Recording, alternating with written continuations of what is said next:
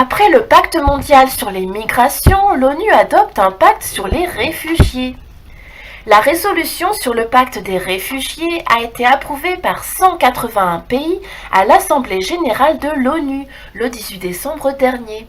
2 ont voté contre, les États-Unis et la Hongrie, 3 se sont abstenus, la République dominicaine, l'Érythrée et la Libye. L'administration Trump avait expliqué récemment que si elle soutenait la majorité du texte, elle était contre certains éléments, comme celui visant à limiter les possibles détentions de personnes cherchant l'asile dans un autre pays. La Hongrie, de son côté, a affirmé que l'ONU n'avait pas besoin d'un nouvel instrument légal sur le sujet. Comme le fameux pacte mondial sur les migrations, le pacte de Marrakech tant décrié, celui sur les réfugiés se veut non contraignant, entre guillemets. Toutefois, contrairement au pacte de Marrakech, les négociations pour le pacte sur les réfugiés sont passées relativement inaperçues des grands médias. Rédigé sous la houlette du Haut Commissariat aux réfugiés, basé à Genève, et dirigé par l'Italien Filippo Grandi, ce dernier texte a pour objectif de favoriser une réponse internationale adéquate aux mouvements massifs de réfugiés et aux situations des réfugiés qui le restent dans la durée. Le document comprend 4 objectifs essentiels: alléger les pressions exercées sur les pays d'accueil, accroître l'autonomie des réfugiés, élargir l'accès à des solutions faisant appel à des pays tiers et aider à créer dans les pays d'origine les conditions nécessaires au retour des réfugiés dans la sécurité et la dignité. Aucun pays ne devrait être laissé seul pour faire face à un afflux massif de réfugiés, a souligné Filippo Grandi, en saluant une décision historique pour l'ONU. Les crises de réfugiés appellent un partage mondial des responsabilités et le pacte est une expression puissante de la manière dont nous travaillons ensemble dans le monde fragmenté d'aujourd'hui.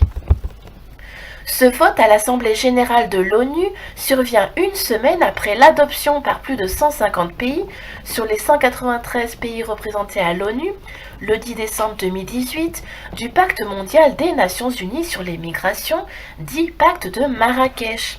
Celui-ci a soulevé les craintes d'un certain nombre d'États, parmi lesquels les États-Unis et la Hongrie, mais aussi l'Autriche, l'Australie, le Chili ou encore la République dominicaine, qui ont choisi de se retirer du pacte, considérant qu'il compromettait leur souveraineté en matière migratoire.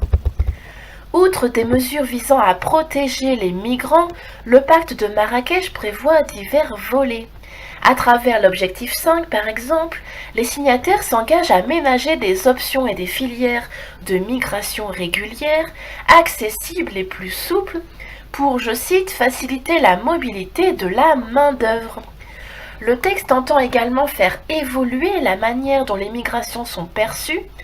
L'objectif 17 encourage ainsi les États à condamner et contrer les actes de racisme, de discrimination ou encore d'intolérance envers les migrants, notamment en exerçant un contrôle de l'information.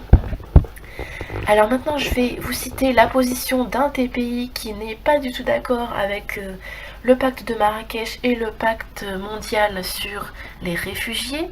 Il s'agit du représentant algérien. Il faut savoir que dans la presse internationale, il est très difficile, en tout cas pour les pays du nord économique, les pays à majorité blanche, il est très difficile de trouver des documents ou des reportages controversés sur ce pacte. Évoquant la question du transfert de souveraineté aux institutions internationales sur des problèmes dont les enjeux relèvent de la sécurité nationale, le responsable algérien a affirmé que son pays a demandé à ce que le droit de définir les politiques publiques migratoires revienne à l'État concerné. C'est également à l'État de définir les concepts juridiques de migration régulière et de travail, a-t-il encore ajouté. Dans le même sens et dans le but de traiter le phénomène migratoire au cas par cas, en évitant toute confusion, M. Kassimi a soutenu qu'Alger